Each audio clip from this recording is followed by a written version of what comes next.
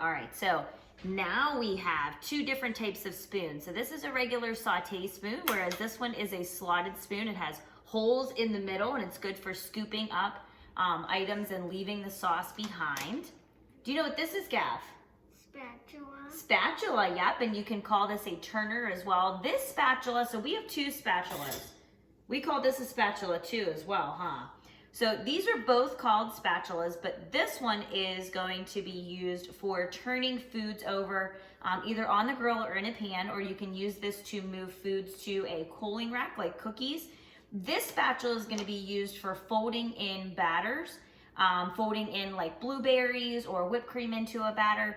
We can also use this to scrape down the sides of the bowl, things like that. Gavin likes to... And lick it, yeah. So Gavin likes to lick it if we have cookie dough on it or something like that. So you might have seen this one before. What do we use this for, Gav?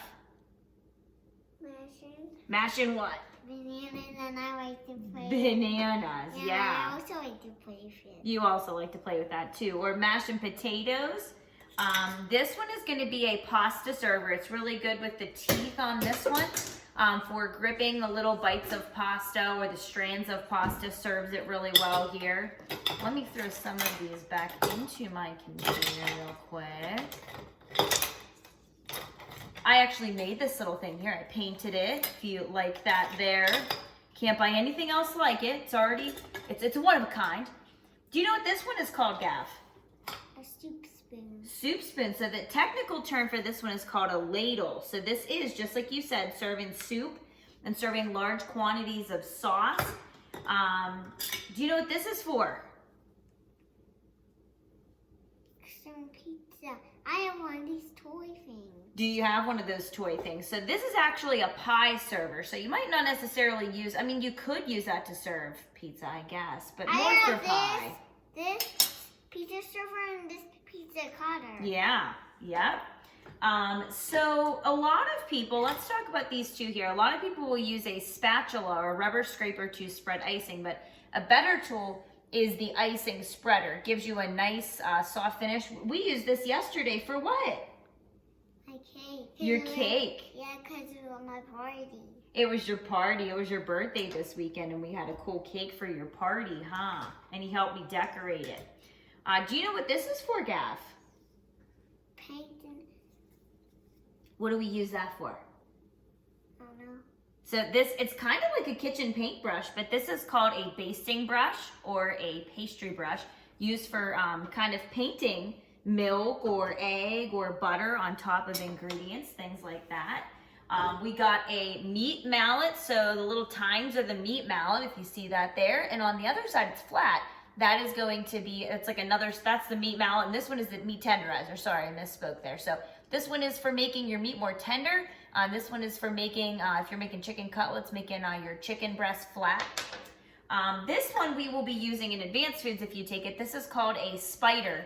This is really good for not only getting different pieces of pasta out of water, but it's used for rescuing items from frying liquids. So that's a really good tool for that. Let me throw some of these back in here.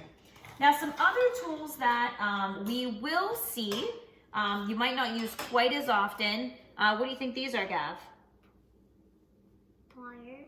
Pliers? Well, good guess. These are actually like a kitchen scissor. We call them kitchen shears.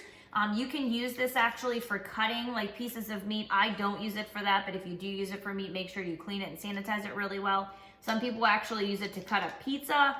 You could use it to cut up lettuce. I don't use these too much in the kitchen. I kind of just don't like how the bacteria gets stuck in there, but you could if you wanted to. This one is called a pastry blender. This is used for cutting butter into dry ingredients for pie crust, pastry dough, streusel, things like that. We don't use this for mashing bananas or potatoes like Gav has there. But this kind of gets through that cold butter and allows that butter to break up into little pieces. We do a muffin demonstration in a little while here, in a couple days, week or so. You'll see me use this to do the streusel. Another thing that a lot of people have is a knife sharpener. Knives eventually get dull, even if you use a cutting board, and it's good to have a sharpening tool to use that with. And then last thing we're going to talk about is, do you know what this is? A scraper. So you got the second word right. This is called a bench scraper. So when you roll out cookies, when you roll out pie dough, it's really good for scraping the surface and kind of getting up all those things that are stuck to your counter.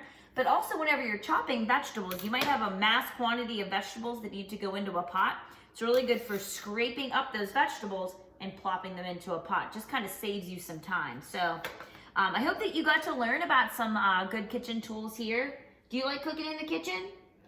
You like being a helper? Yeah? What do you think we should make? If you had your choice, Gavin, of something to make with these kitchen tools, what would you make? Banana bread. Banana bread. Maybe we'll have to make some here today. Have a good day. Mm.